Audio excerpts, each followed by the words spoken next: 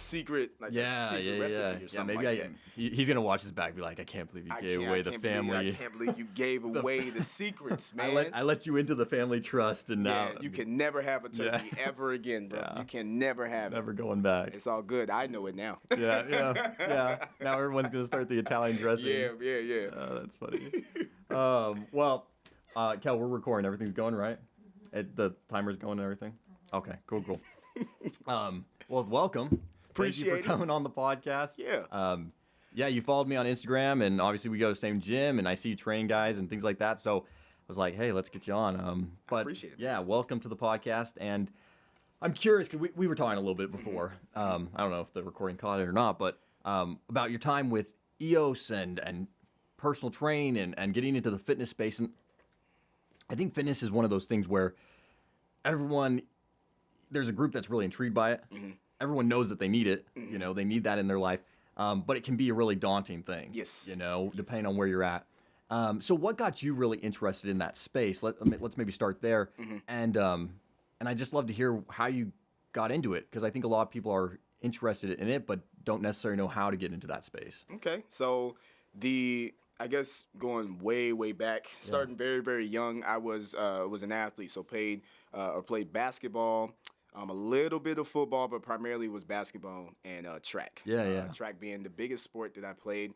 But my parents always told me, like, okay, there's going to be a moment where your body doesn't give you, what you want it to give. Right. And eventually, you just, whether it's the motivation or you have, whatever the case, right? Your body's just not going to give you what you want it to give. Right. So they had me thinking early, think about some other things that you might want to do. Right. So I'm thinking, I'm like, I'm going to be an athlete, man. Like, that's all I've been. I'm going to be an athlete. Yeah. But then, coming into high school, I believe it was my junior year, either junior or senior year, I had a sports medicine class. And this is where we really got to learn about the human body and, different mechanics, right? Kinesiology. That's where I got introduced to that. And I was like, man, that's pretty cool. Yeah. And then having so many coaches and people that believed in me in moments where I didn't believe in myself. Yeah. And the type of verbiage that they would use, the type of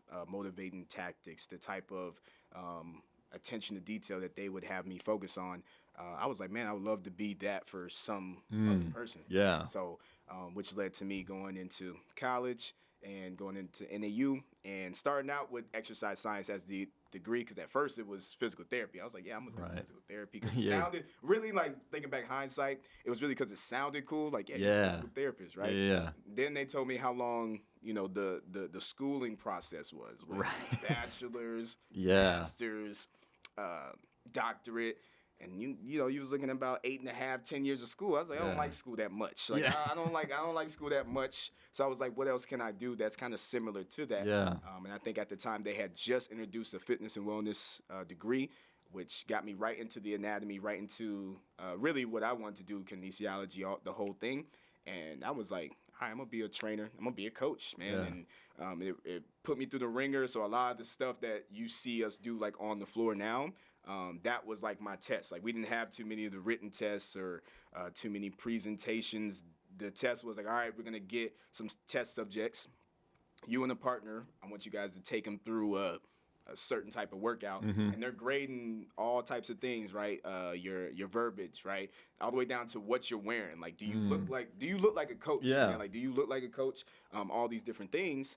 What was the wear? What's the official coach and wear that they're studying here? I gotta know. No, look, at the time I didn't know, but I guess I was solid, but I guess it was normally what I would wear now, but it was some athletic pants, at the time, joggers or sweatpants of some sort.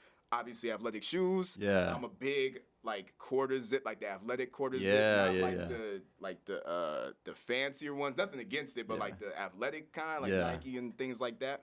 I had one of those on. Had probably a Nike hat on or something like that. Ready to rock and roll. Rolled the sleeves up. Had the watch. Whatever. Some good athleisure type, kind of that. Athleisure, and I guess they was like, yeah, man, you really look like a coach. Yeah. I was like, well, thank you, I appreciate it. You're like, I got the look. We're in. I got the look down and everything, and then that led into me doing an internship right after. That was actually part of the graduation, like you didn't get your certificate and everything until you did a until you did a why am I losing my words? Until you did some sort of internship. Oh, okay, yeah. And so I was at a location. I don't even know if it's still around, but it was called FAST. It was called Foothills Accelerated Sports Training. Okay. And it was kind of a combo of the therapy and training at the same. Oh, gotcha. At the same thing. So I spent like a summer working like a trainer. Of course, internships you don't get paid nothing. You get paid you get paid in the experience. Of course, but just there Monday through Friday, all hours of the day. But that's where I really got my first like hands-on experience. Yeah. Got certified, and finished that internship, and then it was off to the races, boot camp, EOS, and then. How was that internship? Was it good? Was it a good experience? The internship was definitely cool, but that's where I really, like I said, got some skin in the game, man. Because at some point, like you start off as like, just kind of in the background, kind of just learning. Right. But then, it got to a point, it's like, all right, Pat, you're going to take, this group and you're going to take them through like this set. Because by this point, you understand stuff. And of course, you're under the supervision of some of the other head coaches and trainers. For sure. But they were like, yeah, we're going to take you through. So I got I might have 6 to 8 kids that play, soccer, volleyball type. So I'm taking them through different things, explaining to them, okay, this is why we're doing this as opposed to this. But then also managing different types of egos and personalities, right? Yeah. The boys and girls together, right? You got the shy kids, you got the extroverted kids, you got the kids who maybe play around too much, you got the kids who are a little too serious, but like you got a whole bunch. You got to learn how to manage that to make the session flow, right? So, but yeah, overall the experience was dope. Honestly, all the experiences were dope. But there's always going to be pros and cons. Right. But, the internship was really, really dope. But it was just a bump and grind, man, of just, training people, all the energy you got to expend. You still got to get your own workout in, do your own stuff. And then get up the next day, do it again, make sure everybody's experience is good, man. Right.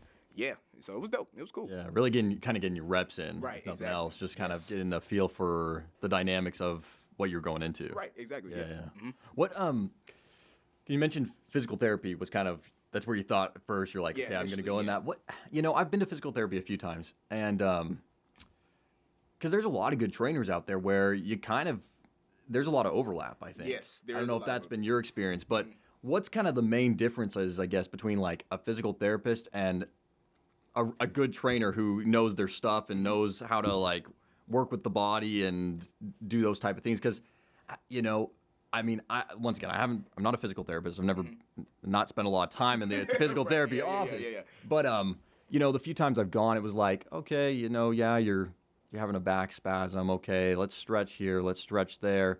Whereas I kind of feel like a trainer almost has a more holistic look at you. Well, it's, you never squat, so your quads are actually really tight and whatever, right? Like, I'm kind of making stuff up there on the example, but you get what I'm saying. Yeah. So, like, I guess the biggest difference, and then based on who you ask, they might say different things, but I think the biggest difference is physical therapy, typically a injury of some sort happens, and then you're like, okay, let's get this better.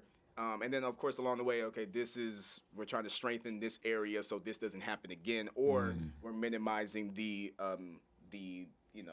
percentage of that happening again. Sure. Versus personal training, which would typically come. So if you have somebody who's coming from physical therapy, typically you would have them go to physical therapy first, right? And then they would come to a personal trainer or a fitness coach of some sort, and that's where you kind of take in consideration all things, right? So, okay, the reason that you might have had, the back spasms and stuff like that, maybe it started at your hips, right? So let's see if we can strengthen those hips a little bit. Right. Of course, everything in the area, quads, glutes, hamstrings. So I think that's the biggest difference where physical therapy is it's like, okay, you had this happen, we have this body ailment, okay, maybe you're coming back from this injury, you just had this surgery, so we have to get that range of motion right. Because if your knee doesn't have full range of motion, it's going to be hard for you to squat. Right. It's going to be hard for you to squat, let alone sit down in the chair, do everything that you need to do. Your way of living is going to be a little bit more challenging to do. So we got to get that range of motion back. And anybody who's been to physical therapy or done or seen or heard about it, it's not a fun time. Yeah. Man. I mean, training is tough too, but getting, like, if you just had a surgery or an ailment or something, you're trying to get back. Right. Man, that is probably some of the worst pain that you'll feel. Some of the, like, it's bad, man. But that's probably the biggest difference, I'd say, between the two. Yeah. No, that makes sense. Yeah, because they're kind of taking the post injury, Right. and you're now ground level. You know, starting to work your way back up, and versus the trainer kind of gets both sides, where it's like, hey, let's hopefully prevent you from the injury. Yeah. But then also, now that you can actually bend that knee, Right, that exactly, makes sense. Yeah. Very cool. Do you feel like, and obviously school was probably a big part of that you mentioned, but do you feel like, looking at it now, you're like, oh yeah, I'm so glad I went with the trainer route, being able to kind of get that more holistic view. Man, because it's I think it's a premium time for it. And maybe we can, I don't want to get too much on a tangent, but maybe we can get into it a little later. But For sure. I feel like we're in a space now where it's like a hot commodity, right? To be a trainer. Like, everybody wants to be a trainer and a coach. Yeah. Right? Everybody wants to, have the shirt on, or wear the, have the little letters behind their name saying, like, hey, I'm a certified, ABC, whatever it is, right? But also there is a kind of like a divide between, okay, is this person actually a trainer, coach, therapist, whatever it might be, or are they just strictly, is it strictly like influencer route? Is it strictly just like, is it strictly that? And I know it's kind of hard to decipher. And of course the influencer, like, you find out there's a lot of people that want to do that. Like, which is cool. Like, it's kind of like a double-edged sword, because on one end it's like, yeah, okay, that's cool. Like, you got into fitness. Right. This is like, everybody needs fitness, but it's like, also at the same time, okay, you really trying to help people, or are you trying to, like, do you really know your stuff? Yeah. Like, did you really do this to help your body get this way, or are you just giving people, like, how much of that is actually like, knowledge that you've kind of picked up? Like, so I think, to answer your question, I know it's kind of long-winded, but to answer your question, that was definitely the right choice, because it's hot, it's fast-paced, which I like, and you get to reach a lot of people. And as far as going out and doing your own thing, the route, like, you can get into it much quicker. Not saying that's all it's about, but, like, for me, that was always the goal. Was to run my own thing and do my own thing at some point. Ever since I pretty much got into school, and the physical therapy, it was kind of like, it was taking me a long time to learn what I felt I needed to learn. It was like, you got to learn all this stuff. By the time you get to anatomy and kinesiology, like, I'm going to be 5 years into school. I'm like, versus getting into school, there's like, you could do this, you'll be in anatomy by next year. Right. Let's do it then. Let's do it. Yeah, I want to do that. I want to do that. No brainer. So, yes, right choice. Yeah. No, I hear what you're saying. It's like, the barrier to entry to get in and, like, start your own business with it is a lot lower. But there is there's almost so much information out there too. It's like, okay, is this person really certified, know their stuff, can train, or is this guy just look good with his shirt off and is trying to monetize off that, And that's so I think a lot of people fall into that kind of not sure which one's which. Yeah, man, which makes it a very tricky, very tricky space at times, which is unfortunate. Like I said, I feel I have, like, double feelings about it. Like, on one end, I love the type of, like, microscope that fitness is under. Like, because there's been a lot of different people that have come along, since the beginning of time that we've seen. So to see how big it's grown, I think personally is dope. But also too, you have, like, legitimate human people that want and need the help. But they don't know, they're doing what they saw on TikTok, right? They're doing what they saw on Instagram, right? And it's like, oh yeah, like, I'm trying to look like that. It's like, well, okay. Then you get around some people. It's like, well, the way that their body's made up versus your body, like that's different. And they might have had an athletic background. Some people are low key cheating. We won't get into that. Some people are low key cheating too. But a little extra sauce on the side. Little extra, you know what I'm saying? They put a little extra barbecue sauce that you didn't know about, right? Yeah. But that's a real thing. That's a real thing. Yeah. And everything's so accessible now. So anybody can go in there, right? And they make it easy to even get a certification. Like, yeah, man. Like even like places like those big box gyms. So EOS, Right. I don't know how it is at like Mountainside or LA Fitness or things like that, but they have like some programs where it's like, yeah, you could do a couple days, go to this location over here, we'll get you certified in 2 days. Right. So how can you learn all that stuff in 2 days, man? Right. Like how can you? And then all right, now we're gonna put you on the floor in front of people. Right. Now for some people, it's not always gonna be all bad. Like some people, it ends up working out cool, but I'm like, that stuff took me 4.5 years to actually learn and get down. Right. To be confident and comfortable with it. There's no way somebody's learned that in 2 days. Like, there's no way. And then you're going to put them out in front of people, and now they're just learning on the fly, right? So, like I said, everybody, I've seen people on both ends. Some people, it doesn't work out.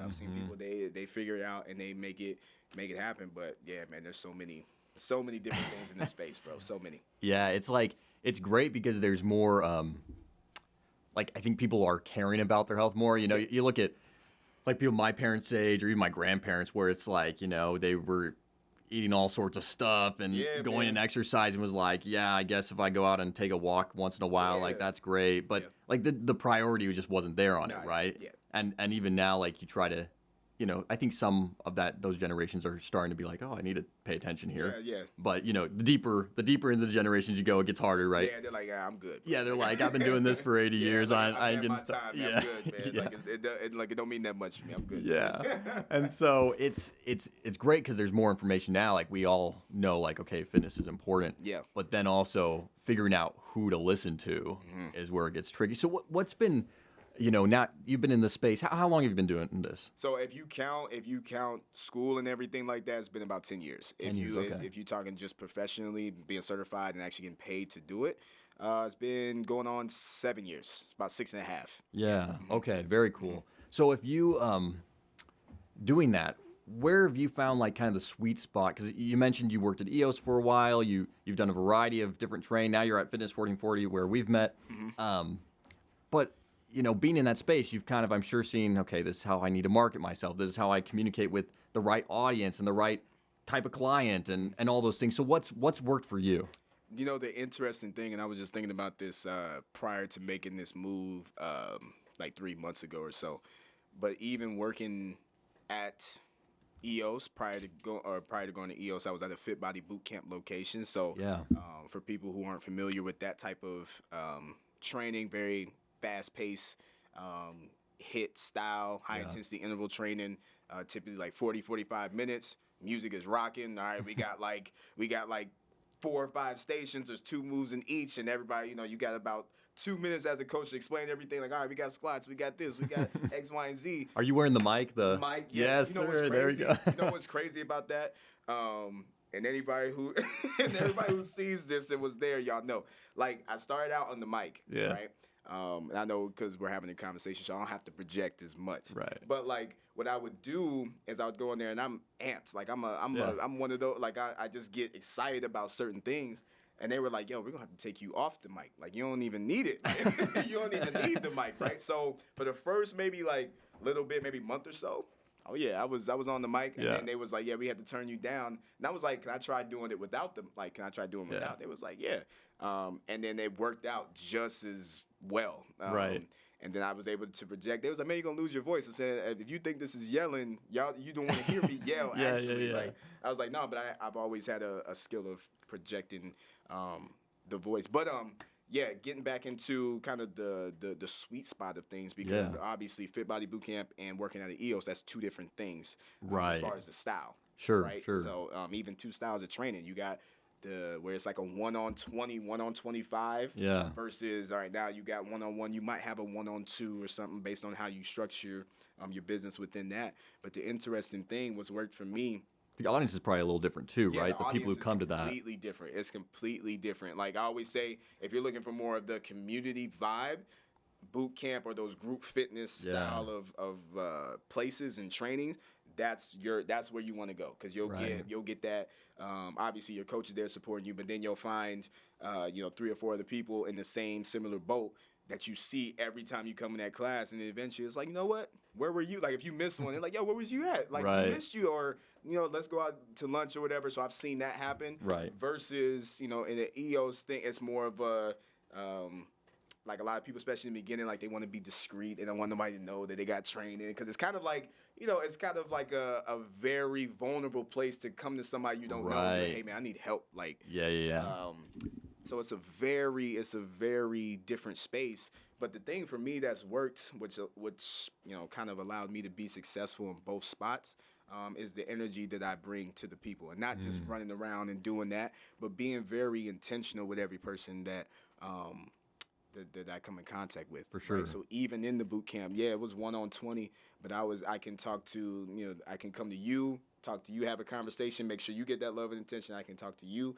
make sure you get what you need and everybody else in the room, but still make sure everybody as a whole, like we're getting through the session on time, everybody's crushing their workout, we ain't having no injuries, no nothing. I can bounce from this side of the room to this side of the room, and then everybody feels good. Everybody, it's more of an inclusive feel. Right. And then it made it actually, if anything, it made it easier to go to EOS because it's 1-on-1. So now all I gotta do is focus on one person. I can do that. And then it was easy. I can sit in there and coach one person, right? And I'm one of those guys, like there's not a shy bone in my body. So if I see you, right, and I don't know you, right, eventually I'm gonna start talking with you. Right. I ain't never seen you before. What you doing in my gym? What's going on over here, right? Yeah. And then I can train one person, right? Say what's up to these people over here. Have clients come in that I don't see for that particular day, and be like, hey, what you doing? You're supposed to be over here on the Stairmaster, right? You're supposed to be over here, and still not lose focus on the client that I'm working with for that particular time, whether it's 30 minutes, 45 minutes, an hour, whatever the case is. But really the energy being the thing. And honestly, that's what I think a lot of trainers and coaches are kind of lacking now. Yeah. They're so focused on the social media aspect. They want to grow in there, which is a part of it now. Right. Or they're too focused on, like, when they're training a client, like, you guys probably seen the trainers, man, like, and I laugh, right? So if this shoe fits anybody, look, I'm sorry, but you've seen the trainers, right? Like, they're like, yeah, okay, and they kind of just, right? Or they do this, or they're kind of like, yep, hands behind the back. Like, that drives, I think, that part of that is, or like, that's the thing that's missing with good coaches, right? And like, who cares how much, how many certifications you have, how much schooling you went through? And this is coming from somebody who has the certifications and went to school. Right. Like, that doesn't matter. Like, when you guys come in and you guys are watching us train, right? Like, you guys are watching how we interact with every client we have, and you're watching our training style, what we do. Like I always say, you're the product, you're the billboard, right? So how you interact with everybody, right? There might be somebody, they might not want training from you right now, right? But 6 months down the line, I've been watching you for a while, man. Right. I like the way you train, man. So, like, how do I get involved with that? And that's without you even having to do the social media thing, or all the other things that kind of come with it. Not saying those things are important, but what you do with and around the people, that's what's gonna reign supreme. No matter what. I don't care how big AI, social media gets. What you do, personal training and coaching and things of that nature, that is a human business, right? So if you're not good with people, it's gonna be hard to kind of grow within that business. So I focus on the human interaction and really studying like what people need, because everybody's different. And even when I started out young with the boot camp, I was able to maneuver and have that, and it made me unique. Came to EOS, brought that same thing. And now being on my own and being independent at Fitness 1440, even though it's not even that vibe of competition, but people are, man, they're like, man, you the one, like, man, you always jumping around and stuff, man. I always see you jumping around, smiling and stuff like that. Like, look, I love that, man, and that's what's worked for me. So I just roll with it, right? And what works, everybody's different. Some people need the strict military, like they need that, right? Some people need that. Yeah. Some people need that a little bit more laid back. I can kind of give you both, but yeah, that's what worked for me, man. Yeah. Yeah, no, that makes sense. I think I do think a lot of people, they see the fitness industry, they want to jump into it. They think there's kind of a quick route to it. Yeah. But yeah, it's really learning how to kind of do those small, not easy details, but those small Yeah, small details, you know, details, that yeah. really make the client or the person you're working with feel like they're a part of something. Right. You know, and they want to come back, right? Right, exactly. Because if it's not pleasant, you know, you're just going to burn through it. And I think that's the other hard part too. With there's a lot of people in the fitness industry that want to take the human aspect out of it. You know, like here's a course. Let me do a little online thing with you. Here, let me send you a chat. Here, pay me $500 and all. And yeah, I'm not sure that's nearly as effective. No, you know, not at all. No, not at all. I used to, and probably in this conversation, you guys will know, but you know, super confident guy. So I used to always say, like, we used to have these conversations, like, man, AI is coming around, like, man, they're taking all the jobs, man. I said, they can never take my job, man. They're like, what do you mean, man? AI is doing everything. I said, but AI is missing one thing, and that's me. Right. They're missing me, bro. So I'm like, the reason why these people are coming back is not because of the workouts or so. Like, yeah, the workouts are cool, and yeah, you got access to all these things, but I was like, that interaction when they come in there and they see me, and I set the vibe for what the session's gonna be, regardless of how they're feeling. I'm like, we can talk about whatever, we can do whatever we need to do, but we set the vibe and the intent of like, yeah, we're gonna come in here and rock this, and we're gonna have a great time doing it. We're gonna smile, laugh, we're gonna do the whole nine. I said, AI can't do that. Right. AI can't. No, I was like, I don't care what the workout's doing. AI's not doing that, bro. We're not doing that. yeah, it has the knowledge, but not the experience, right? Like, you know, it can't go into the gym with you and walk you through things and help you figure out how your hips don't balance right, therefore you're squatting in, you know, whatever, right? Yeah. So yeah, no, I agree with that. I think people get all freaked out about, you know, the wave of technology, and it's like, I think more than anything, it'll push people back to wanting to have that human connection. Right. You know? Yeah. Because eventually you get tired of texting a chatbot on a screen, and they're like, all right, this ain't working for me. Yeah, you come talk to me, man, for an hour. I always say, look, at therapy free of charge, right? The therapy free of charge. We gonna train, but you can talk about whatever with me. It's cool. Yeah. What was the difference between EOS and then Fitness 1440? Because you mentioned at EOS were you on your own, or was it when you left EOS that you kind of started out on your own, or was it kind of a hybrid mix? What was that? So EOS is like, so everything is ran like within EOS, but you kind of determine how your business is run. So it kind of set me up and prepared me for what I'm doing now, because even though like, yeah, you're seeing, since we're talking about like the biggest difference between like a big box gym like that and then of course going independent, at a big box gym, people are coming in all the time. Like they're signing up crazy amount of people. So you're seeing people all the time, which means you kind of higher your probability of getting a new client. Right. Versus independently, right? You're in charge of getting in front of the people. Yeah. You're in charge of marketing yourself. You're in charge of how the business is ran, right? Like you determine how the model's gonna go. So, but within EOS though, it was like, okay, like you might get spotted maybe the first couple people that kind of get you going, but from there, like if you want more people, you determine kind of how your schedule goes. Like you pretty much determine everything. The only thing you don't determine is the pay. And if I told you, I'm not going to put that out there, right? Because but if I told you how much like we got, even if you were what they call like a master trainer, or like lead trainer, like yeah, you get paid more. Like there's tiers, but it's still it's peanuts compared to what trainers and coaches should be getting. For all the work, like all the programming and just the energy that goes into it. Especially that's why you see a lot of the good ones, they end up moving on and finding a better opportunity. And then you also see too, it's kind of unfortunate, but you see the people who, you know, naive, they don't know nothing, right? They're just new into the fitness space. It's like, yo, this is EOS. Like I'm in a big box gym with all these people. I've heard about it. I've seen it. And then you get into some of the politics of some of this stuff, and then that can make somebody like, you know, that can make somebody get a little jaded with it. Get a little jaded, and they end up hating fit or that side of it. They're like, I don't even know if I want to train. Like if it's gonna be like this, I don't even want to do it. So I've seen people not last because places like an EOS or anything like that, it's very focused on that. It's not. You know, they tell you all these other things, but it's very focused because at the end of the day, it's a big business, right? So, and they have their ideas and their ways of how that business is going to grow. and that comes at the expense of trainers not being prepared, and then trainers not being taken care of, and employees just in general not being taken care of. Not saying Right. that was my experience, but I've witnessed that. Sure. And yeah, but that's kind of like the biggest difference. Mainly for me, it was just time. It was Yeah. just time for me to. I was kind of just getting over the monotony, right? Just kind of Sure. over how things were being ran, and the turnover, because there's a lot of turnover in a place like that. And kind of throwing this in there, this isn't my first attempt going out on my own too. So between the boot camp and EOS, I was like, yeah, I'm gonna do this on my own. I know everything, right? I'm like, Yeah. I forgot I had to be like 23, 24 at the time. I'm 28 now, and I'm like, yeah, like I know everything. I'm gonna go out there and do it. And when I tell you, like, literally and figuratively falling on my face.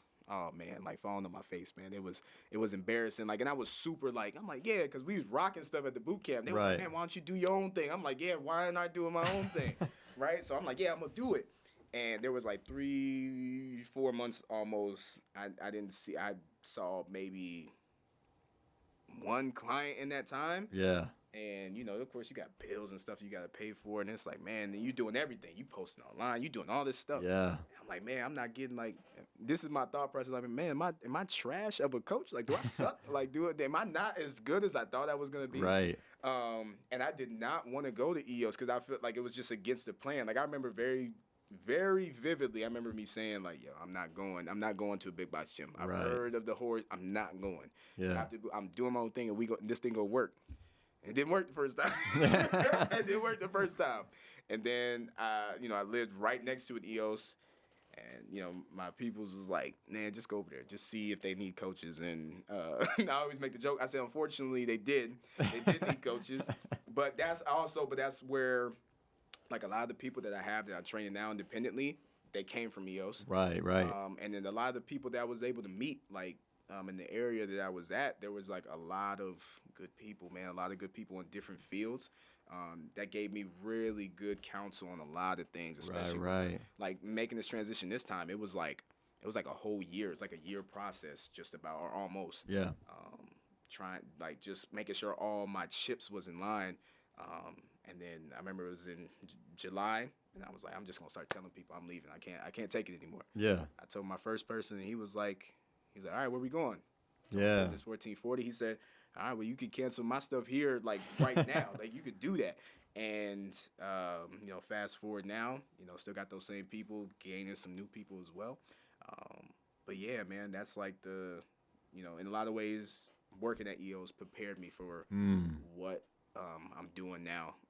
But there's pros and cons to everything. Yeah. That's pretty cool though. That like that probably felt pretty good too when you were like, hey, I'm kind of going out on my own. We're gonna switch gyms, and you got those people with you who are like, yeah, I'm going too. Yeah, man. When I just remember those moments like that was like the happiest day of my life up until like apart was from some other things, but like that last day at EOS, training the last client of the day, walking out of the door. Dude, I didn't know whether to cry, I didn't know whether to scream, I didn't know whether to laugh, like smile, I didn't know what to do because I was like, man, I actually did it, and there's no uncertainty. Like, you got your people, you got your space, right? And it's very clear. So, but sticking to the script and the plan of like, nah, like this thing is gonna work. Let me sharpen my iron as far as like coaching and everything. Let me sharpen my stuff. Let me get better. Let me improve. Yeah, man, that was like. I was like, yeah, we finally did it. And I was just counting down the days. Like, I was being very petty. I was like, yeah, man, 7 days. All right, it's 5 days. It's the last day. And it was like, man, but it was like a weight was lifted off. Right. It was like, and I got to it. Like, normally you take some time to kind of get your mind right. I finished on a Friday. It was Labor Day, right? So 3-day weekend. I started on that next Tuesday. And we've been rolling ever since, man. Yeah. Well, I bet, I was just thinking, I had a guy on the podcast, he mentioned a lot of people start into things and then they get, a no, or it doesn't work out, and then they move on. And his point was just saying, like, just because you get a no, it doesn't mean not yet. Yeah. And so in a lot of ways, I think you probably were like, you were still working that dream for when you set out on your own. You're like, okay, I got to go to EOS for a while, and, I'm still working this goal. Mm-hmm. And so a lot of people kind of single it out into chapters, but in reality, you're like, no, I'm still working the same goal. It's just I had to take a few different routes to get there, you know? Yeah, man, and that was the hardest part, man. I love having that conversation with people. I said, dude, this is 10 years in the making, right? Yeah. 10 years in the making. I was like, and that's why I always say, and I had posted a video about this, talking about taking away the shot clock and things, because things don't happen on your time anyway, right? So, and I really think hindsight, I'm like, man, like, had I been able to do what I'm doing now, and this is just the beginning of it, obviously, but had I been able to do what I'm doing now at 23, 24, I might have, like, mishandled that, right? Because there was a lot of things that I had to learn in that time frame, Right. Not only about the business, of course, but as myself as a man. And it really, as I like to say, it tested my gangster a little bit. Right. Like, do you really want this? Like, Yeah. do you really want this? Like the embarrassment, like having to tell my parents, "Hey man, you got any clients?" Nah, man, I ain't got I ain't got no clients, man. They're like, and then they're like, "All right, you kind of have to." I'm like, "No, like it's gonna work. Like, no, it's gonna work." And it's like, "Come on, man, like, you know." Yeah. But like the embarrassment of that, right? And then having your confidence kind of shook, because you couldn't tell me anything when I was leaving the boot camp. I was like, "Nah, this is gonna work. Like, it's me. Like, it's gonna work." And yeah, and having that time period, and then I didn't plan. I was like, "No, I'm gonna be at EOS. It's gonna be a short time." That short time turned into like 2.5 years, Right. of me learning and you know, going through the fire of a lot of different things. But then eventually, but when it was time though, like when it was time to leave, it was just it's kind of crazy, man. Like, it was, you know how people say, like, "Oh man, I'm waiting on God for that," right? Sure. Yeah. It turned into, I don't know if you guys have ever had like this type of feeling before, but like everything was set up, right? But I was still kind of like, and some of it came from fear, but like, and then just scarred from the last time, right? Where I call it like you kind of like pump faking a little bit. You kind of doing this, right? And then you get more frustrated with the position that you're in. It was almost like, you know, God kind of telling me like, dude, you have the lane is like, it's created for you. It's here. Now you're not going. Right. Like, you're not going. Now you're just being disobedient to like what I'm telling you, like what I'm telling you to do, where I'm telling you to go. And that's what I was feeling towards that last little stint of EOS, where I was, what was a place of solace, right? And a place where I was having fun and stuff like that. Where the only saving grace was the clients. Like, I didn't care about the numbers of anything. I didn't care about who was coming in, who was coming out. Meetings, I'm checking out. Like, if I wasn't training, I was over it. I was over it, bro. And then that's where I was like, okay, like we just gonna take the leap, man. We gonna tell people, see what happens, and then, you know, fortunate, man, that it all is working out and it's going in the right direction, man. Yeah. So, Yeah. No, that makes sense. I mean, it's a risk, right? You know, that's like, and you're probably in your head too. You're thinking, man, like if I pull the plug on this, like how many of these clients are gonna leave? Yeah, and then man, I'm like, a lot over there. yeah, man, then it's like I'm at square one again. I'm gonna have to start over. And last time did that, you know? Yeah, I'm like, I don't know, man. That's why I was doing this. Man. I was like, and it's like, dude, just do it. And then I had a good amount of people that was like, yeah. But then just being, you know, and that's why I always tell people, like, you know, be good to everybody, because you just never know how things are gonna come around. You know, whether it was members, former clients, right? They reach out, or they got somebody that they know is looking for training and say, man, you gotta go with that, man. He's really, really good. You gotta go over there and check him out. So like, it's not as, I won't even lie, it's not as hard as I thought it was gonna be. But I think it would have been harder. Well, shoot, you know, kind of already experienced that, being at what I would call rock bottom. Yeah. Going after it the first time and I couldn't even sniff a client. I couldn't, like, no matter what I did, I couldn't get a client, man. I'm posting videos, I'm doing all this stuff. Like, man, I can't get one person. Right. I was like, man, I suck, man. I gotta do something else. Like, I gotta do something else, man. And it's like, but yeah, man, it ended up working out, man. So how do you get through that? Because I think a lot of people get to that point at some level. You know, I mean, you see those rare cases where maybe they, you know, just had instant success, which that can lead to a whole slew of problems within itself. But, you know, you mentioned kind of how to tap into your gangster a little bit, but, you know, I think a lot of people get to that point where it's really hard and it's like, man, I suck and like I'm lonely, like no one understands what I want to do. People are saying I'm never gonna make it. Yeah, Like, yep. should I just get back onto like the typical path that everyone else says Right. is right? Right, yeah. You start kind of doubting yourself. And Right. so how did you push through that and kind of find like, okay, no, I'm gonna lock in. I'm gonna Mhm. stay consistent because that a lot of times is the hardest part. Yeah, man. Honestly, and like obviously easier said than done, man. But the biggest thing for me, like my belief, not only in myself, but my belief in things working out Yeah. was just a little bit stronger than things not working out. Right. Like it was just that much stronger, man. Like I was like every time like I would think I'm like, man, this sucks. Like there's no way this is happening right now. And I'm like, and then it was just, I guess it started when I was young, but I was just like, nah, there's no way this is it. Like there's Mm-hmm. no way this right here, there's no way this is like the end of this. Right. There's Right. no way. I haven't even like if I would have tried everything under the sun and things didn't work out, it would suck, but I'd be able to live with that, Right. right? Because you tried everything, but I'm like, dude, I'm early in the process. Like, there's no like at this time professionally, it's only been like 2-3 years. Like, Right. I'm like, there's no way that this is it. Yeah. And then just having the belief, like even having like you have a bad month or whatever, it's like, nah, that next month's it. Yeah. The next one, I'm gonna get a client next month, and then it was just that thing, and I was like, I couldn't get myself to quitting on that, Mm. because then I thought about like I know some people don't think about things this deeply, but my biggest fear, and it kind of what drives me now, when it's that time, God calls us home, whatever the case is, and it's that Yeah. time, right? And you gotta have that conversation, right? You Yeah. gotta have that conversation, Yeah. and you're like, yeah, man, like I did some good things, whatever the case, and then, I just imagine God being like, but this is where you were supposed to go, though. This Right. is what you were supposed to do. But because of a little bit of fear, okay, you fell on your face a little bit. Faith was tested, right? You kind of gave in to the kind of other things. Yeah. And yeah, your life was cool, but this is like you could have changed the world with this. Mm. You could have changed the world with that. And my biggest thing has always been like I was just that kid, like yeah, no, I'm gonna change the world. Like change Yeah. the world. And if it's not me, like I'm gonna go ahead and like hopefully be the catalyst for the person or the people that do Yeah. it, right?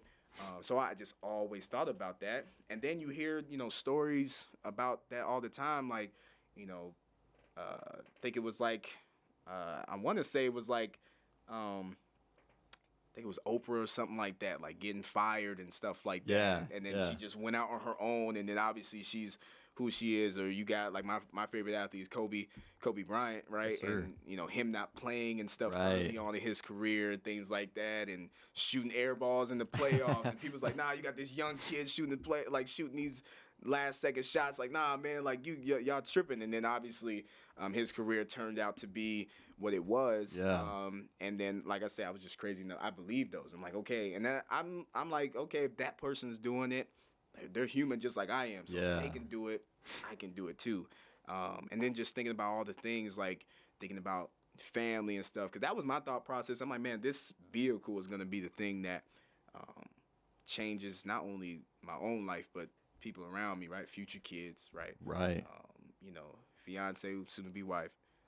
Okay, there we go. You know what I'm That's saying? awesome. Yeah, Yeah, so yeah, shout there we out go. shout out to Bay. Let's go. Shout out to Bay. But like I'm thinking about those things. I'm Yeah. thinking about those things. So when those moments got really, really heavy, I'm just like, nah, man, there's no way that this is it. Like, there's no way I worked this hard this early just for it to end like this. Right. I just don't believe it. Yeah. And this kind of led into it now where even when you're going through a hard time, like, no, this ain't you. Yeah, it's going Right. through a hard time. But this not you though, right? It's not who you are. Like the mistakes aren't you, or the fact that you failed. Like most people ain't even trying, man. Like Right. they're not even doing anything. And okay, you failed once, twice, 10 times, whatever. Like who Yeah. cares? Like do it again. Like let's Right. do it again. Yeah. Let's do it again. Yeah. So yeah, man. So that was my mindset of I had this dream, which I'm living now, which is crazy, of where I wanted to be and the people I wanted to touch and things, and I wanted to give that experience to, and and it's like I just believed in that more than the at the time current circumstance. I just believed in that more. And like I said, I know it's easier said than done, but I just think about that, like the amount of time that we put into the negative things, right? Like just think about how strong those things are. Yeah, yeah. So in my mind, I'm like, okay, well, what if we did it the other way? Like, what if we Right. put that energy into some of the positive things? Like, yeah, it's harder to do, and no, it's not the sexiest thing to do either, right? Yeah. Because that's what people do. People like to trauma dump. People like to talk about, oh, my hard times and what I've been through. Like, yeah, everybody's been through, been through the hard times, but I want to hear about like how did you come out of that? Right. Or what are you doing to get out of that, right? I want to hear about that, right? We want to hear that the comeback story, the underdog, Yeah. the triumph story. Like, but people love the, oh man, no, your time's not harder than my time. Like you didn't experience what I experienced. It's like, dude, trauma is trauma, man. Like Yeah. this is not a trauma competition. If that's the competition you want to have, I'm not in that. Like I don't Yeah. want to do that, right? I Right. want to talk about like, yeah, man, I went through this, man, but it's not gonna be like this forever though. Right, right. And we're gonna make sure of that, right? So Yeah.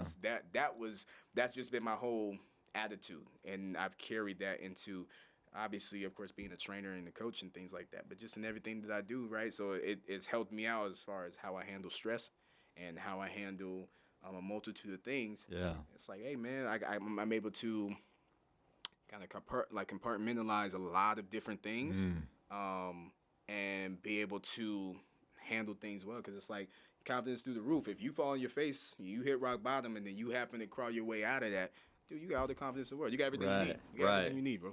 Yeah. No, I think you're right. It's like you got to be able to bounce back. Yes. It's like Yep.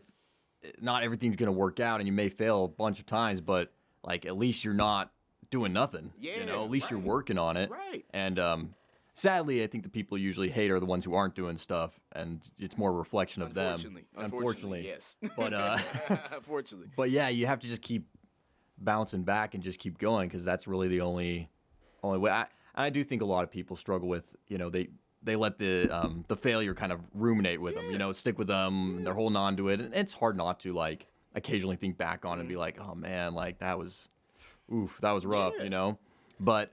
But yeah, I hadn't thought about that with the kind of relating it back to in a religious sense. Yeah. I think that's a good point. Is like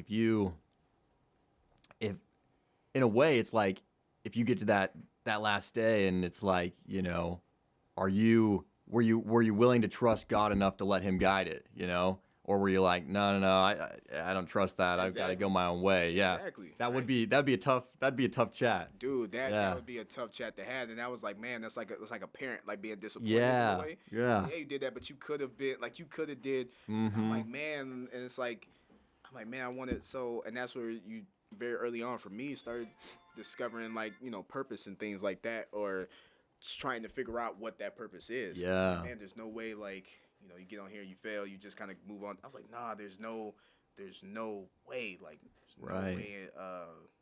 Nah, man, like there's no way at all. So I'm like, all right, like I want to maximize everything. Yeah. Right. So and I took it a step further. I'm like, all right, we're not gonna do it. We're not just gonna do it. We're also gonna do it with a certain level of energy, a certain level of intent. Right. Because that's what's missing. Also, is being intentional with what you do, how you do it, and why you do it. Yeah. Right.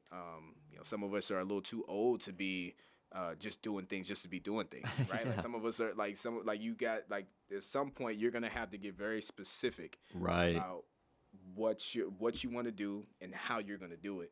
And I like going back to like the conversation I've had with like my brothers more recently.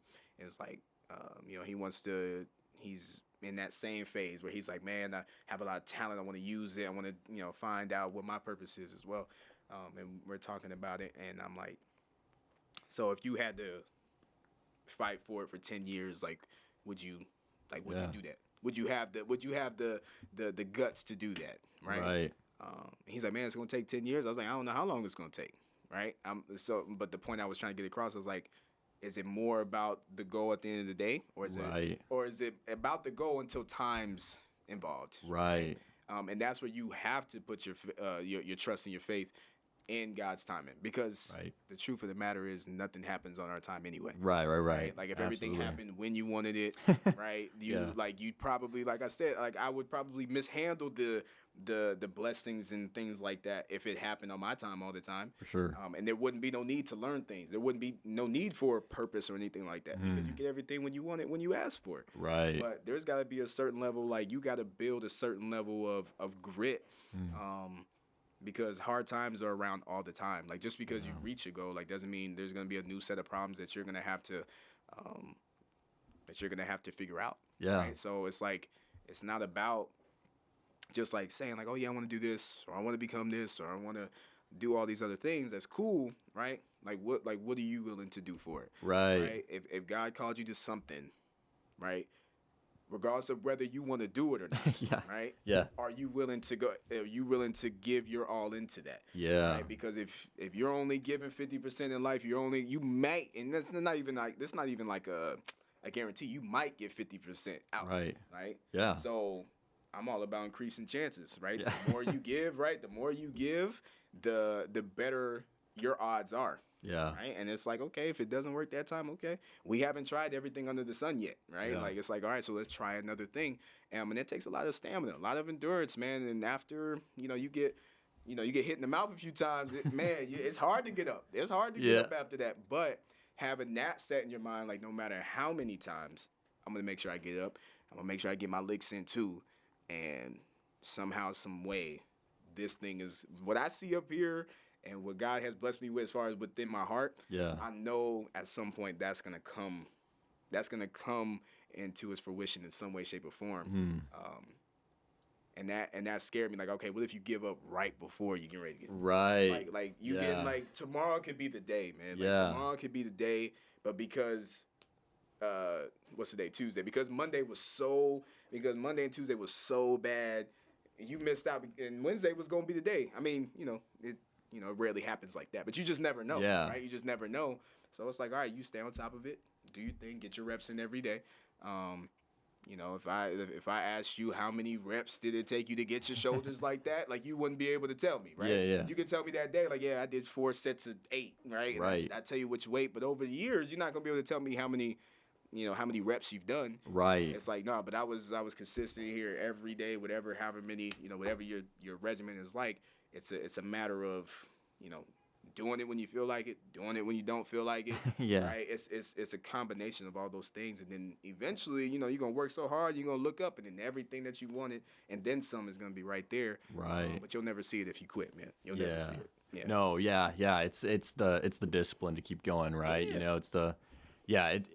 And I think you're right. It's about that journey. If you can, granted, you're not going to love everything about the journey. No. I'm sure there's going to be up and downs, but if you can fall in love with kind of taking the journey at some level, you'll hang in there a lot more. And sometimes it's just about doing what's required to get it done right. And it's like, you know what, this sucks, but I'm going to buckle in, I'm going to do it, and I'm going to make it happen. But that's good. That's probably a good metric, though, for young people trying to figure it out. It's like, are you really willing to stick it out for X amount of time? And, I think a lot of people would say probably not. But also, sometimes it's about, like, I'm sure if you knew it was going to take as long as it did, you may have been like, I ain't doing that. Right, exactly. Yeah. So sometimes it's just like, you just got to keep believing day in and day out, and over time, the time passes, and you get to where you're trying to go, like you're saying. Right, exactly, man. That's like, and now I think about it, like 10 years, like you say it, like, man, that's a long time. Yeah. But now that I think about it, like, it flew by, though. Goes like, fast. It flew by, like, when I think about it in hindsight, like, it really flew by, man. But that's really, I think that's an important piece, you said, doing what's required, I think. But by any means necessary. Yeah. I think, like, to add on to that, because some people do what's required when they feel like doing it. Right. On occasion. Yeah. And they get mad when they they might see a little bit of success for it, but they're not like, man, how come I'm not seeing more? It's like, dude, you only, like, if you work out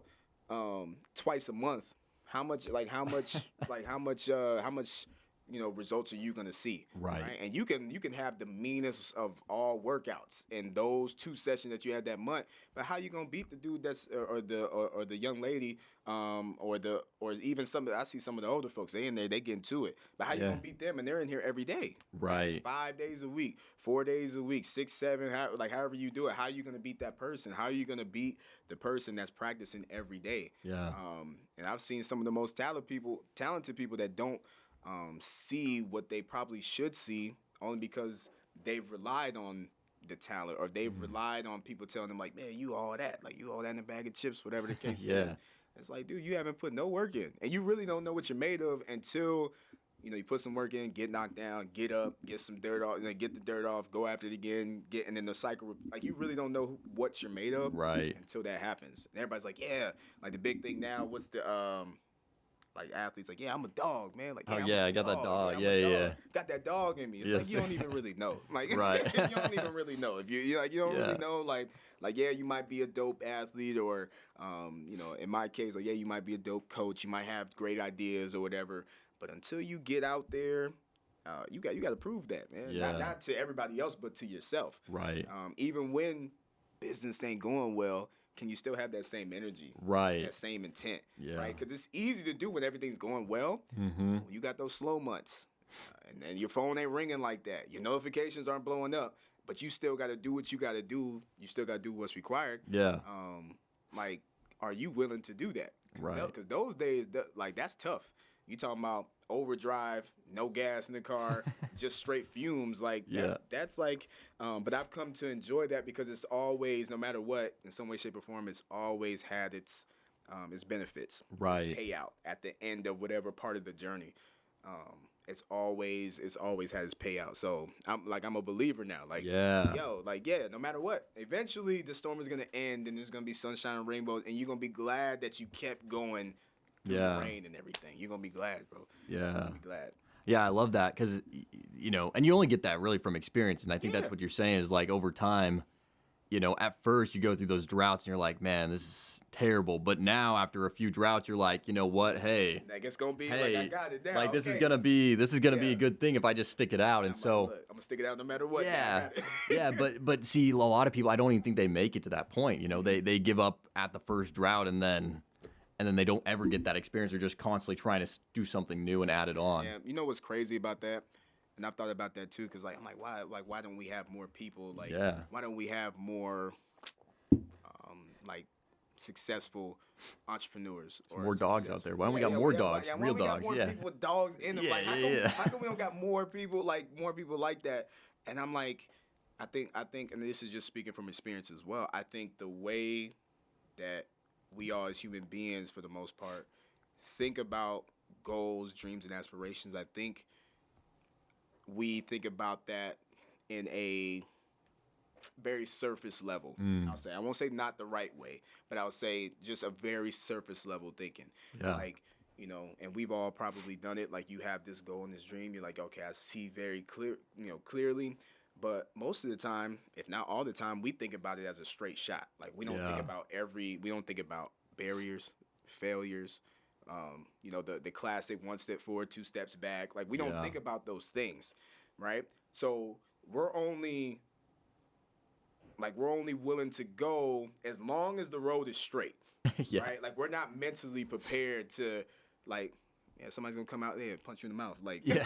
punch you in the mouth one Yeah. time. Life is gonna knock you on your butt, man, and you're gonna have to, like, you gotta make a decision. Are you gonna get up or not? Right. You gotta make a decision. So I think it starts there. Yeah. So, like, yeah, it's cool to have, you got your dreams, you got your goals, but just prepare for whatever might come that way. So everybody I come in contact with, like, yo, man, but the journey's hard. It's like, okay, we're going to handle that with a smile, though. Like, Yeah. we're going to handle that with a smile. Like, you thought this was going to be easy, like, getting over here. Like, if it was easy, like, the work would mean nothing. Right. Like, what we do in the gym or whatever the case, like, it would mean nothing. Right. So, like, everything that's worth having, yes, we got to work for it. So just be prepared to work for it. Do you have to feel like it every day? No. Do you have to be happy-go-lucky? Like, yeah, man, another day? No. Like, there's probably going to be more days you're like, man, this is, man, another Tuesday, man. I got to get in the gym, got to go to work, right? Like, there's probably going to be more days of that. But as long as that belief system of like what you see at the end of the road, as long as that's just a little, it don't even have to be nothing crazy, just a little bit bigger than like the current circumstance, dude. Like I promise you, man. Whatever, like anybody out there who's going through like a rough patch, man. Like on the other side of that, just keep believing what's on the other side of that, man. Keep believing that, and you'll be golden. And once once you get through it one time, oh yeah, you're like, okay. Yeah. Like then it's like okay, I'm used to this now. Right. Okay, we got some hardship. Like yeah, it's gonna be tough, man. But I got through that. If I get through that, I can get through anything. Like I can do that. So yeah, you build up some belief in yourself. You know you got. Yeah. What's the word? Resilience. You yeah. resilience. Yeah. Exactly. You know, I'm curious because you work with a lot of people, obviously in your job, and I think there are a lot of people out there who, you know, whatever age they are, middle age, young, whatever, right? Yeah. But they wake up stressed, they wake up unhappy, they wake up depressed, they hate their job, they're just hating life.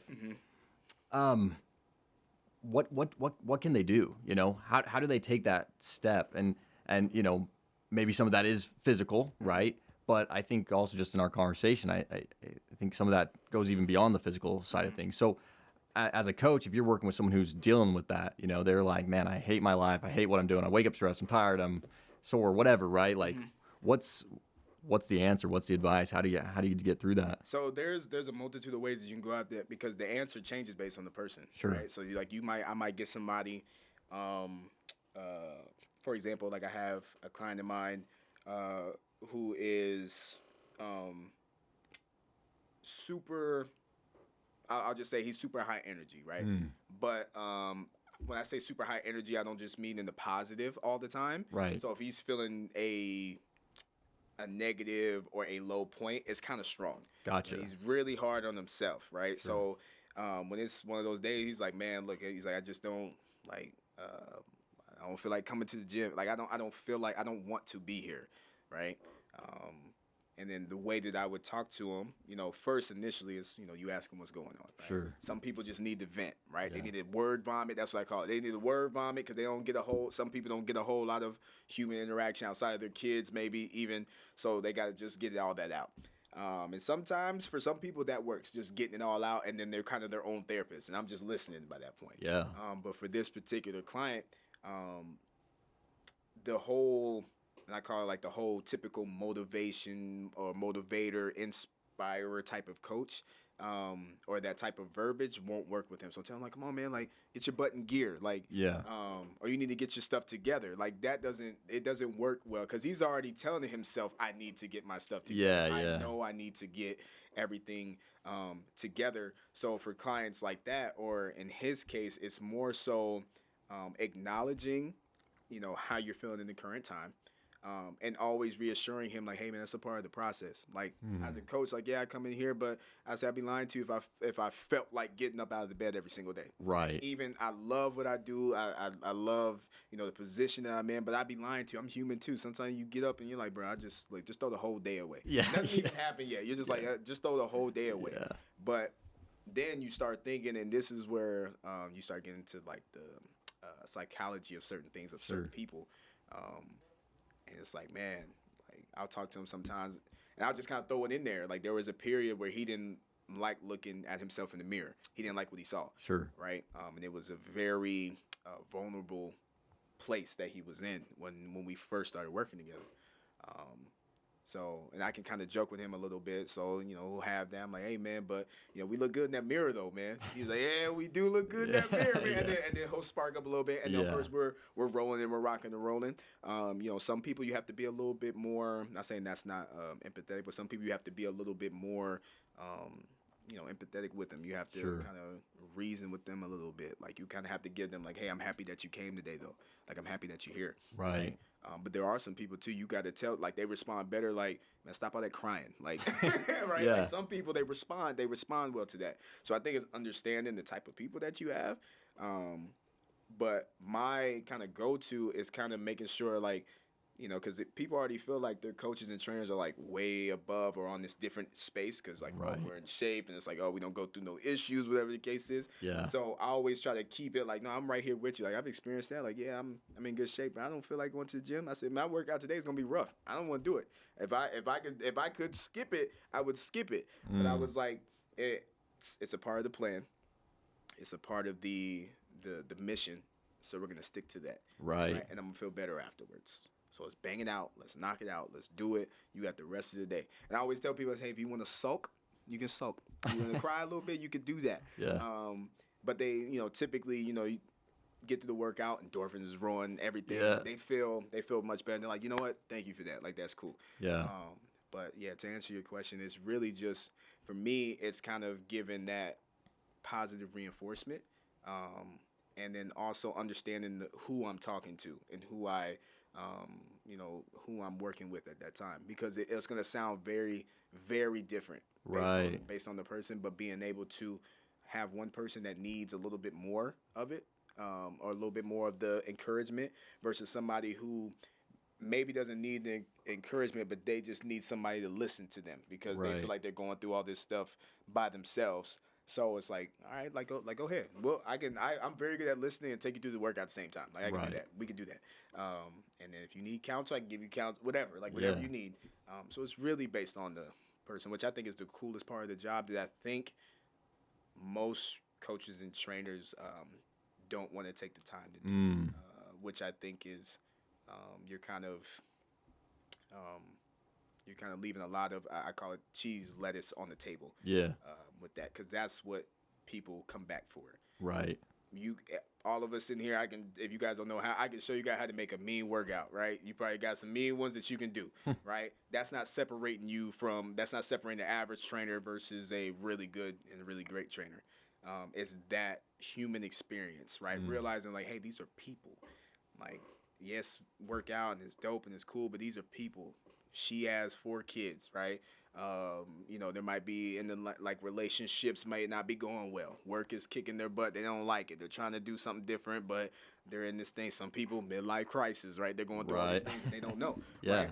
They don't know what to do. So understanding that when they come and see you as a coach or a trainer, you're the safe space. Right. And your job, right, regardless of whether you like it or not, your job is to provide them the experience that they need, right? And it's your job to know, right, after working with some, that person for so many times or whatever, you need to know exactly what they need, how to bring that to them, and really just getting down to the nitty-gritty of, like, what makes this person tick?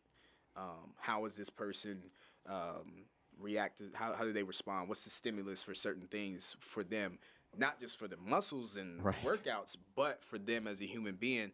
So for me, like stuff like that, you should know that within the first couple sessions. If you're really doing what you're supposed to do, like you should know that.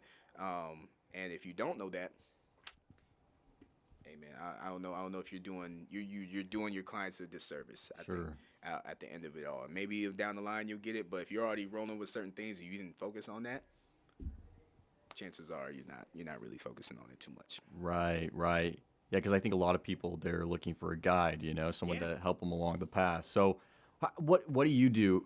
You mentioned kind of getting that personal touch in those first few sessions. What do you do that kind of helps ease people into it? So, people who are in that fitness space and trying to figure it out, maybe they're not good with people or whatever it is, right? What's your go-to for opening it up? So my go-to is because people already have, like I said, coaches and trainers on this pedestal right, already. And they're in a very vulnerable place, right? They're coming to a stranger typically, man, I don't know, like I got all these issues, right? Very personal stuff, whatever, and I'm talking to a stranger about it to hopefully help me out. Right.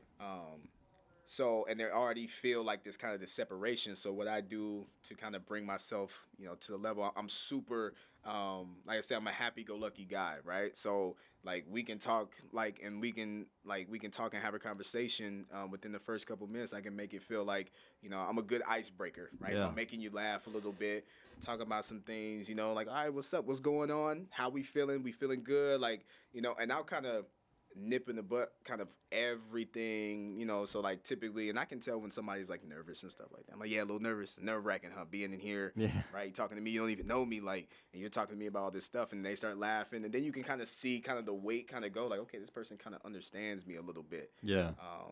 And then we start getting into some of the things. So just to kind of use a quick example. So, of course, the typical thing that coaches do, okay, what's the goals, right? Well, you trying to lose weight, gain muscle, whatever, right? Person tells you, like, okay, yeah, I'm trying to do X, Y, and Z. Okay, cool. And then typically they move on to the next thing. Yeah. Because there's a script that they know, or there's like a certain thing. So for me, I'll kind of take that step further. So I'm like, okay, you trying to lose weight or you trying to gain muscle? Like, what's the goal, right? They tell me to go. I'm like, okay, why is that, right? Why is that? And some people give me a very surface level answer as far as like, to be healthy. Right, Okay, right. yeah, I'm like, everybody wants to be healthy, but why though? Like, what's gonna be like? Because I always explain to people, I'm like, the truth of the matter is, like, you're motivated right now, which is dope. The truth of the matter is, it's gonna fade.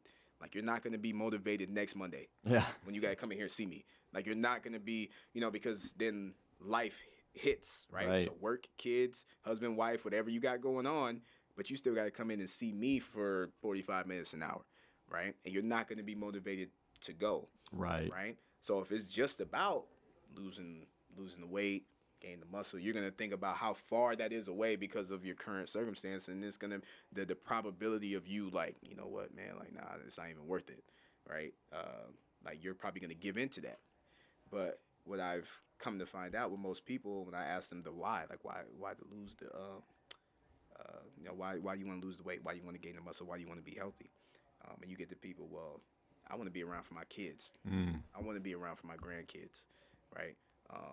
For some people, it's like, man, I want my spouse to look at me the way that they looked at me before, right? So now on those days, it's not just about losing the weight. It's not just about becoming healthy. You're thinking about your kids. You're thinking about your spouse. Like, you're thinking about what life is going to look like if you decide to keep going on this path. Right. And then we get down to the nitty gritty of stuff. And then now that we've gotten beneath the surface of a lot of things, now we can start unpeeling and unraveling just about everything. Right. And then we find out so many things, and by the end of it, I take you through your workout, whatever the case is. It's like, man, I feel like Pat, I kind of know him a little bit. I was just with him for like an hour and a half, or whatever the case might be, but I feel like I know him a little bit. So when it comes down, if I say, hey, I need you, like, we gotta work today, I need you to push. Now you're thinking about me too. I don't want to let coach down. Right. He's showing up. He's giving everything. I don't want to let coach down. Yeah. Right? And I'm not the type to yell at anybody or anything. I'll guilt trip you though. I'll do that. I'll guilt trip. I'm like, I thought we wanted to. Oh, I guess not. Okay. I thought you was serious about it. I guess not. And then people are like, nah, seriously, you gotta show me. Yeah. But like, that's been the thing for me. So if I had to give any advice to any new coaches and stuff like that, like I said, focus on the human element. So when you're talking to these new people, that's not the time for you to be like, oh yeah, like, I got all these certifications and I went to school. Like, obviously they have some knowledge of that because they came to you to help them, Yeah. right? So that's not a place for you to be like, yeah, I can do all these things. Who cares? Like I know a lot of people who have those things and they're not that good of a coach and trainer, right? Who am I to say? I'm not saying I'm not the only person, but like, I've seen that, I've witnessed that, and they got all the certifications, they got all the stuff, but when as far as the big box gyms, there's always like a 4-month, 6-month commitment, whatever. They're losing those people at the end of the 4 months or at the end of the 6 months. But you want to be able to keep these people as long as you can keep them, right? You want them to continue to come back. They're like, nah, I don't want to stop. Like, let's keep going. Like, this is dope. Like, I'm getting obviously the fitness stuff. Okay, he's my therapist too. He's helping me out with these things. And then of course you got they're bringing you goodies and the whole nine, right? There's a lot of perks, but that part of it is the key ingredient, I think, to any coach of any style, whatever you want to do. As long as you keep that human element, dude, you'll be solid. Keep everything as inclusive, right? Like, yes, you're a trainer and coach, but don't separate yourself from you guys are human, right? And you guys are working together, right? They're already feeling vulnerable and kind of insecure in a lot of ways, and inadequate in a lot of ways too, because it's like, man, I was in high school, I was cool. Now look at me, right? Or Right. I had these kids that I've been trying. I cannot get my body back to where I want it to be, or I can't seem to get healthy. And like they already feel a certain type of way. So it's our job as a coach to like, hey, like I'm with you on this. Right. I want to see you grow and succeed, but we got to get down to we got to get down to the root of everything. I don't want to get surface level because everybody talks about that. I want to get like, who are you at the core of who you Right. are? Why is this a goal? Because if it was, anybody can get in the gym. Like this is your first time in, you've had a membership or whatever the case. I've seen you in here for a year, and we're just now talking. Right. Like so, what happened in that time frame, or what was the thing? So, but yeah, that's the big thing, that human element and getting beneath the surface of why we're doing what we're doing. We're not just doing it. And then I like to see too, because fitness is kind of a fad too. Right. It's kind of like everybody does it because it's the cool thing to do. Right. I'm like, no, I want to see if are you really about your health and fitness? Are you really about that?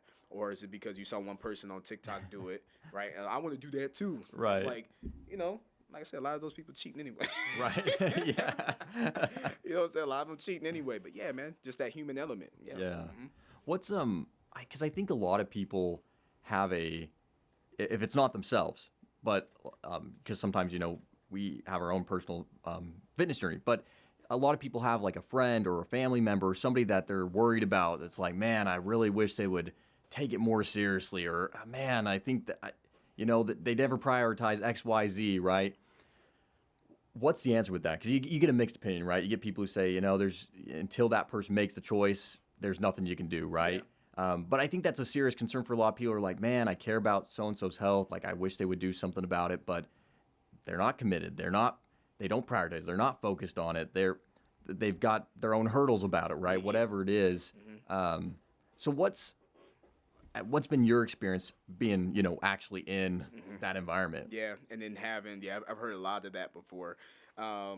So obviously, of course, like you said, the biggest answer that you hear is like, hey, they gotta want it for themselves, right? And that does what it does come down to that. Mm-hmm. But for me, being in the space and having that experience, what I would do, because like I said, believed in my ability that much to help somebody make that 180. Yeah. I'd be like, hey, bring them in for a workout. Right. Like they can train with you, or they can train separate. Bring them in. Like I just want to meet them. Right? I just want to meet whoever it is. And I've had the fortunate pleasure of like meeting so many people, whether it's husbands, wives, whatever the case is. And then I would talk. I'm like, man, when we go get you in the gym, man? Like, what's up? Like, yeah. I heard like your wife's in here, your husband's in here. Like, when we go get you in the gym, man? I've never seen you in here. And then we start talking, whatever the case is. And then you find out. The reason why, like a lot of those people, and sometimes it is like a physical ailment or something like that, or they've had too many injuries, whatever the case is. Right. But I think what I've experienced and what I found more is that a lot of the people came from the sport athletic environment, right? Where you had the motivation of however many people. If you play football, you got 50 right. guys, right, that are motivating each other, plus the coach and whoever the case is. If you're playing softball, basketball, you got the motivation of like a team, right? And then life after that, life happens. You have kids, whatever the case is. Now that motivation by yourself, it's not really there. So it's not that they don't want to or they're not committed. But it's like, I don't trust myself enough. Right. Like, I don't know if I can do it on my own. Matter of fact, I know I can't do it on my own. Yeah. Right. But some people, it's their pride. They have it's like to come out and say like, yeah, I know I can't do it on my own. Like, it takes a lot of self-reflection. Right. And and a lot of self-realization. Like, it takes a lot to say that. But they just need somebody to like motivate them or quote unquote understand kind of what they're going through. And sometimes it works. Sometimes people are just like, nah, man, like I'm over that, right? But in my experience, like I know some people, like I said, some people are not, they don't think about it that far. But anytime, like, man, I just, typically I've heard a lot of like, it's the wives, like, man, my husband, like, yeah. I really want him like a, blood pressure medication, whatever the case is. And I was like, tell you what, like when you talk to him, I was like, to just tell him to come through, like come during your session, right? He don't even have to work out. I was like, I'll just chat with him. I can manage a room of multiple. I was like, I Yeah. can do that. And there's been a few like, you know what? All right, man, how much it costs to train with you, man? Right. And then it's like, okay, well, you step into the step into the office. Come into man. my Let's room. Yeah. Step into the room, man. And then so yeah, I think that would be my approach. Now that's kind of like, some coaches and trainers, they just don't have the interest for it. Nor do or I think majority of it though is just they're not thinking about it that far. Like somebody just like you're training that person, so you're focusing on that person, and they're just like, man, like it's just venting. You're like, all right, well he or she just they need to figure it out. And I'm like, nah, man, some people like that need a community because that's where they come from, and that's what they're used to when they were younger. So I can build that community for them, bring them in, Right. And then there's been a few where it's worked, and there's been some where it just, hey, at least you tried, like at least you tried to go in there, and help out. But yeah, that'd be my approach, man. Is like if you, the coach, can get them in, right? Especially if they already got a family member, because if you got a family member that's like, yo, Pat's really dope, I need you to come over here, right? And they're kind of like, just come check it out, right? You see it, right? You work out or not, whatever the case is. You feel it. You see whoever it is, family member. You see them having a good time, right? And I'm keeping you involved, right? Included the whole time. You're like, okay, I see myself. Like I can see myself working with that, right? And then typically, the more often you see it, it's like eventually the question's gonna arise. So if I wanted to, hypothetically, that's what I've heard. Like, hypothetically, if I wanted to train, like, what would that look like? Yeah. I give you the rundown. But because you already know who I am, what I'm about, you've already seen me work a little bit. You see the type of vibe and experience your loved one is getting. You're like, dude, okay, I can work with that. Yeah. So that's my approach to it. Yeah. No, I guess that's good because in a lot of ways, it's just trying to identify and break down whatever those mental blocks, barriers are, right? Yeah. Right, and just kind of and that's a good point. If they already have someone they know that knows you, it's just an open invitation, an open door to the next person coming around. Check it out. Yep. Come check it out, man. Yep. I like that. No, I think that's good. I do think a lot of people neglect that. They don't. It's that little extra effort, right? But it can make a big difference. What I'm curious because obviously like you're big into fitness. You mentioned a little bit about you still do athletics and different things like that. Well, actually, tell me a little bit about that. What I think on the thing you sent me something about sprinting specifically, but tell me a little bit about that because it sounds like you're quite passionate in that. Yeah, area. man, that was the biggest sport starting out in high school. I was kind of a late bloomer to it, but starting out in high school, track and field, like basketball was my first love. Yeah. Obviously, I'm not the tallest guy in the world though. So when I got to like high school. It was like, hey man, listen. I tried a couple years. They was like, hey, listen, man, like, you know what I'm saying? And like looking back hindsight, I wasn't privy to like travel ball, AAU and stuff like that. Yeah. And I realized a lot of these kids. That's a big thing. Like it's even bigger now. Oh yeah. But like those kids were playing a lot of club basketball, right? I was just playing in the park, like yeah. I was just playing in the park. But and then my mom was like, she ran track in high school. So she was like, man, like you fast, man, like go out for track, you can do something. I was like, all right. So started training for it. Did that, like I said, late bloomer. A lot of people that do track, or a lot of kids that do track, they start very, very young. Right. So by the time they get to high school, especially now, the athletes are so much better. They're already like their body's already used to how things flow. Right. Peaking as far as an athlete. Yeah. Or at least getting into their peak. And in me, I'm just learning the sport. Like, yeah, it's one thing to run fast, but then the mechanics of everything. But I did do that my sophomore through my senior year. And then, gave it a shot in college. The competition was crazy in college. And I kind of, at the time, just hung up the spikes. I was like, hey, man, I'm going to focus on becoming a trainer, coach, whatever the case might be. And then probably about a year and a half, 2 years ago, I started watching the sport again.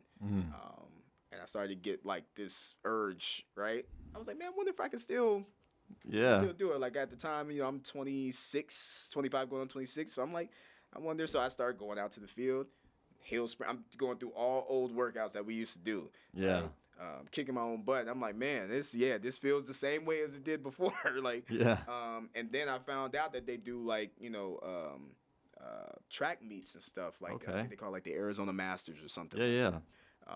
And there's people of all ages. So you got, young people as far as like 8 to 10, all the way up to like 60, 65. Wow. And they're still running and doing their thing. And like talking to dudes out there, they're like, hey, man, no Olympics, man, but I'm going to be the fastest 60-year-old in Arizona. Really? I'm like, hey, wow, okay. okay. I'm like, okay, cool. So I found that. I got into one just on a whim. I was training a little bit, but I was still very rusty.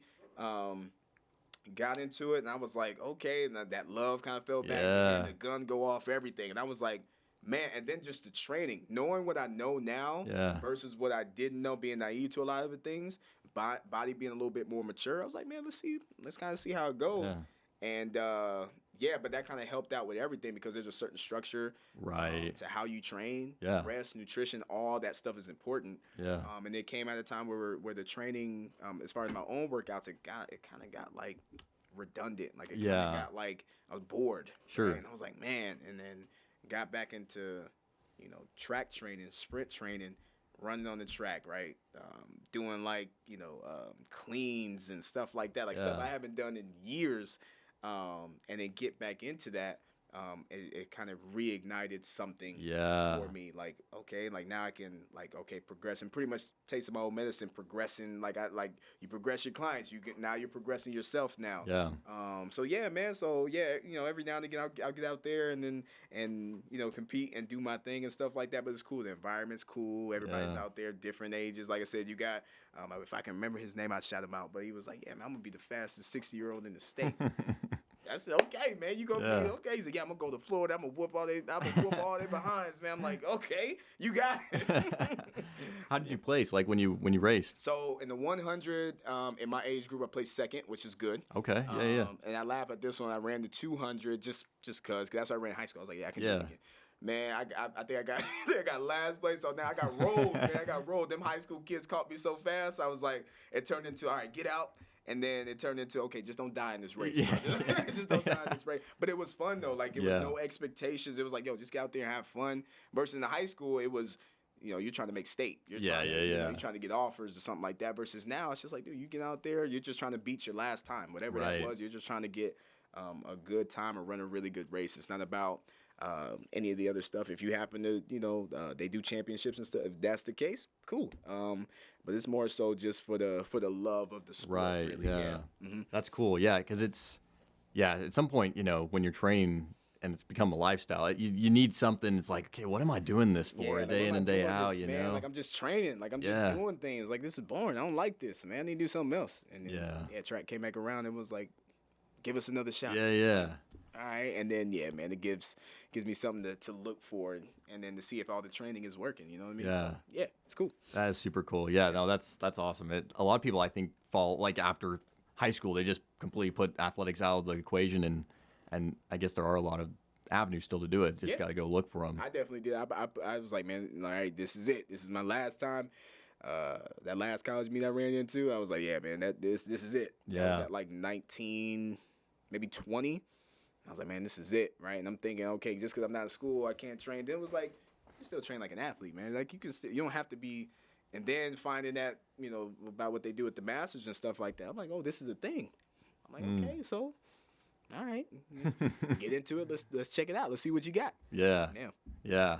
What's I'm curious with, just in general with people's health. Mm-hmm. Because you hear all sorts of stuff online about like longevity, wellness, optimizing your health, trying to extend your life and things like that. And I think that's really good because I think there's a wide belief from older generations that it's like you get 50, 60, you start wearing down, breaking down, getting old, your energy's depleted, you're on the road to death, and like just kind of got to accept that. All downhill. Yeah, it's all downhill, right?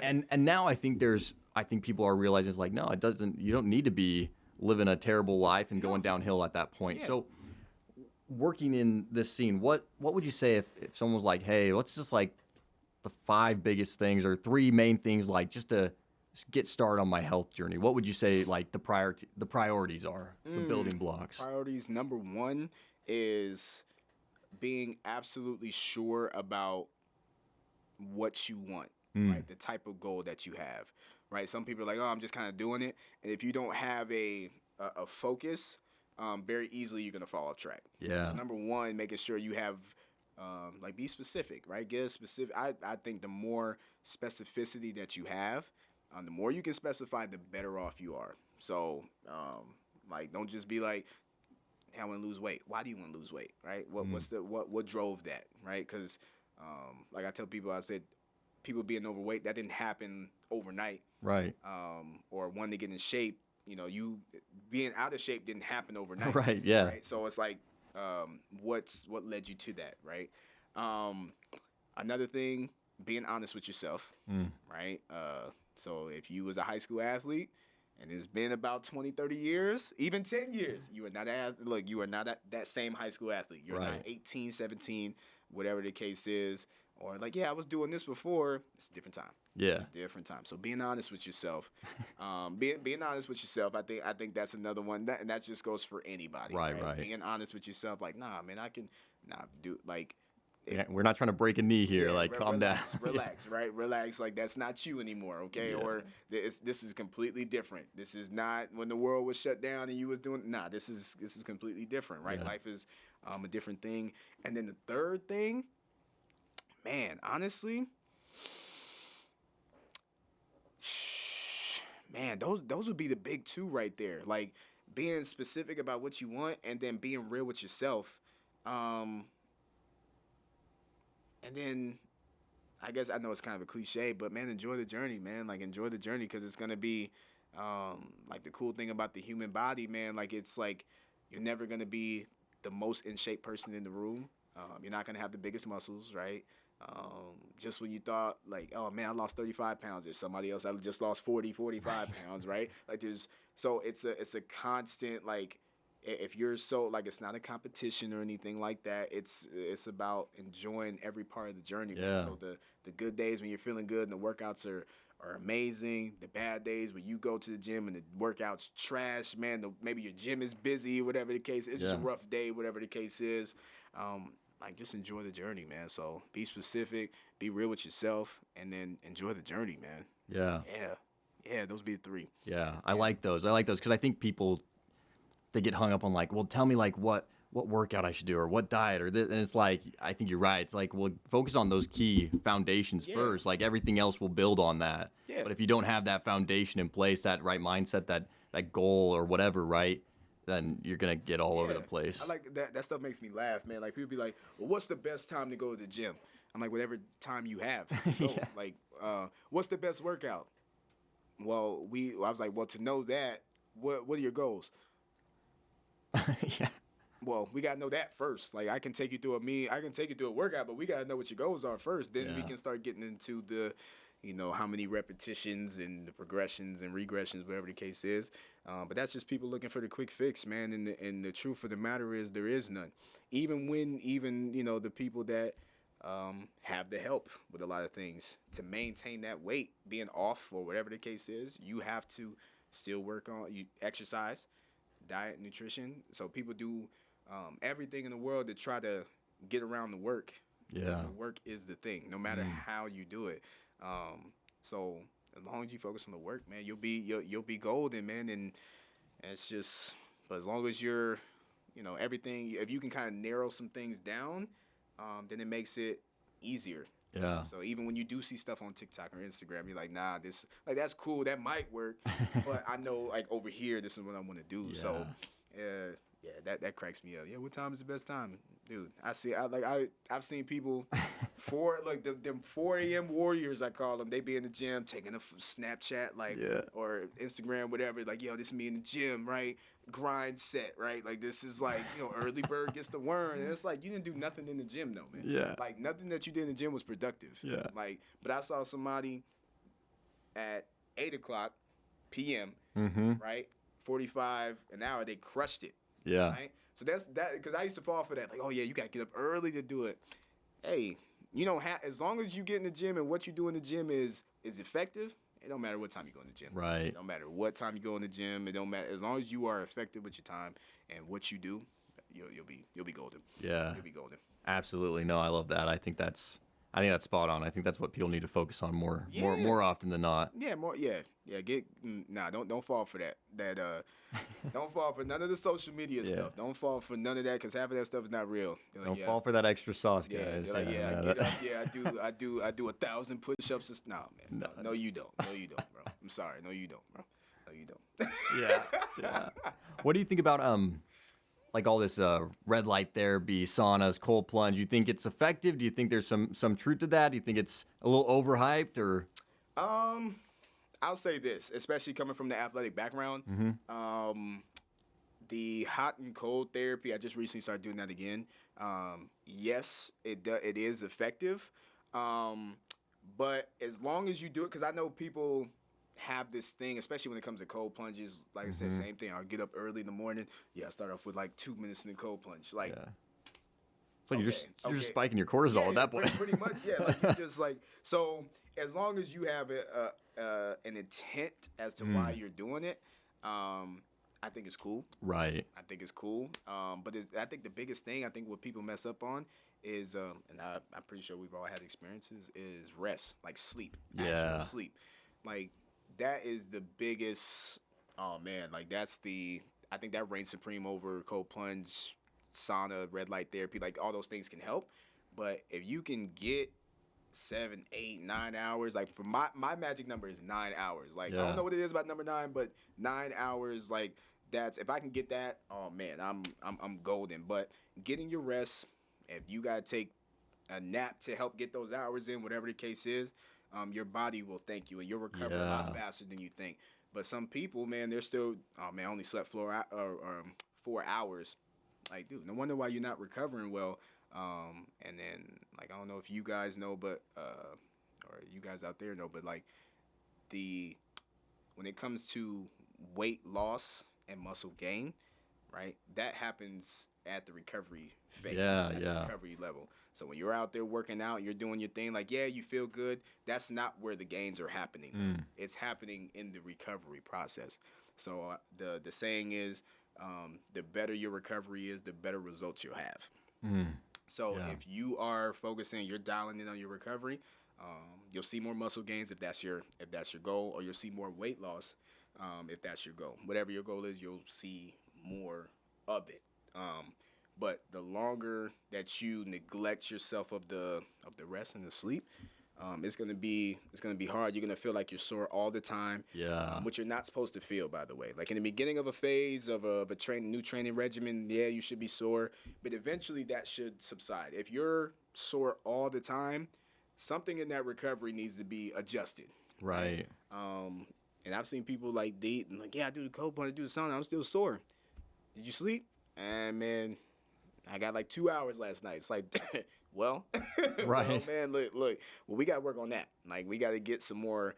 We got to get some more sleep. We got to get you. Then you start talking about nutrition, the whole nine. But I think rest is that's the number one. That's right there. No, I think it probably gets the most overlooked too. Yeah. Because I don't know where I was reading it, but I hadn't thought about this because you think of like cold plunge, red light, like all these things, sauna, you think of them as like recovery. And I guess in some extent they are. But someone pointed out, I was like, doing a sauna or seeing it in the heat or doing a cold plunge, all those things, like those are still stressors on your body. Yes, they are. Yeah. And so if you're not getting the sleep, you're still just adding more stress on the body. Like it might be good for it at some level, but you're not in a place to even receive that. Right. The benefits from exactly, it. Yeah. Yep. That's the part that people miss. And even for myself, I mean, we all been young, especially in college. I was like, I don't need no sleep. I'm good. Right? You was up late the night before, you got class at 7, you work out, you train, you do your thing. Now we good. Right? And then, like I said, I'm not even that old, but like for me, around like 25, 26, I was like, oh, now I'm gonna need to I'm gonna need to sleep a little bit more, nap, do something, because my body's just not giving me anything. Yeah. And then having too many consecutive days, that's how injuries happen. That's how, like for me, if I don't get enough sleep, like, I get headaches and things like that. Your body just kind of goes out of whack because you're not getting the rest. But ever since that changed, it doesn't matter how hard a workout is, whatever the case is, I'm able to recover pretty quickly. And then, being able to train hard and have the energy for the people as well when I'm coaching and training them, being on my feet all day, whatever the case is, just because the rest is good. And like if I don't get the rest, like I used to be those 4 a.m. that 4 a.m. warrior until I found out like okay I was cutting sleep though to Right. get that. Like I was working out crushing it, but man like the days would be long. Okay, I might get sick a little bit more often because my body's not resting. Muscles aren't giving me what I need them to give or whatever the case might be. Like, dude, it's that's number one. So, Yeah. do they work? Yes, but it's just a supplement it's supplementation. So it's not the end all be all. It helps, but you do have to get your rest. And nutrition plays a part, but Right. Rest that's number one though. That's number one. Yeah, I'm always shook when I see people like the David Goggins out there, where you're going, how are you? You're not even getting your rest in here, bud. Dude, Like, that's they're like, just dude, listen, I tell people that's more of a mental thing. Like, that's more of a mental toughness. Like, he went through SEAL training like Yeah. 5 different times. Like, that's a different type Yeah. of look. There's only one David Goggins. Yeah, like, you're I not laugh at him. those videos. They're like, I was gonna take a rest day, and then they scroll on Instagram, and it's like, like, oh yeah, you a wimp, man. You a sissy, man. Like, Yeah. all right, I'm gonna get up. I didn't Yeah. train 14 days in a row, but because I saw this video, I'm gonna go ahead and train. Right. But that's just I try like there's a difference. And they're like, yeah, man, I'm trying to be like David Goggins. I said, no, you're not, man. I said, he's a anomaly of right. that, like there's only a few of those. Only a Right. few of those, bro. So Yeah, there's like a whole set of things you're gonna have to go through to get to that mentality. I'm not going through SEAL training one time to do that. Yeah, Absolutely not. Absolutely not. Awesome. Well, Pat, I appreciate you coming on the show. Yeah, man. And taking the time, and I feel like I've just learned a lot just hearing from you and Appreciate it. hearing your story. And, I think everybody in their own ways on their own journey. And if they're not, like, go find it, right? Mm-hmm. But hearing people's journey, hearing their story, what they're doing, how they're grinding and making it happen is inspiring. Absolutely. So I appreciate you taking the time. Obviously, we'll have to do this again, get you back on and tell us even more insights and things like that. It was just tapping into the surface, I'm sure. But where can people find you? Where do you have a website, social media? How can people find you? Man, so social media, so Instagram and TikTok, both the same thing. I am Patrick Raby, so I AM and then Patrick Raby Raby. That's both on Instagram and TikTok. I am on YouTube as well. Do follow along workouts, all types of things on there. Patrick Raby the second. So you go on there, find it. I'm sure they'll have it on there. But yeah, that's it. That's where I'm at. That's where you find me. If you're into training and things like that, and you ain't been to Fitness 1440, that's the spot to go. That's the place where not only myself but a bunch of other great people, great trainers are at. And it's a great spot. And I'm just gonna say this: get on the wave now because it's gonna get too big at some point. And even if you got all the surfboards in the world, you ain't gonna be able to get on it because it's too big, man. The wave itself. So yeah, appreciate I'm gonna call you Matty Ice. That's what I'm gonna call you. There man. we go. Matty Ice in the I appreciate the crew for having me on, man. Man, it's dope. I always love having these conversations, man. Cause more people need it, man. Absolutely. Yeah. Yeah, no, love having you on. And like I said, you're always welcome. Let me know anytime, and we'll do it again. But yeah, follow his Instagram and socials. I follow him. Got a lot of good content on there, and not all of it just physical either. It's you got some inspirational stuff there too, and Yes. even some faith-driven stuff as well. I love when people incorporate all those aspects in because I think it just gives it a real touch. So Yeah, man, I appreciate it, man. For real, I do. Appreciate awesome. Anything else? Anything we missed? Oh man. Last thing to everybody out there, man, if you're struggling finding your purpose, start with what you're passionate about, right? Typically, your purpose is in there somewhere. So the things that you love to do, the things that you have a passion for, start there. And that purpose that you're looking for typically presents itself in there. So if you're struggling with your purpose, start with what you're passionate about. Perfect. Awesome. Thanks, everybody. Yeah. Thanks, Pat. Appreciate it. See you guys.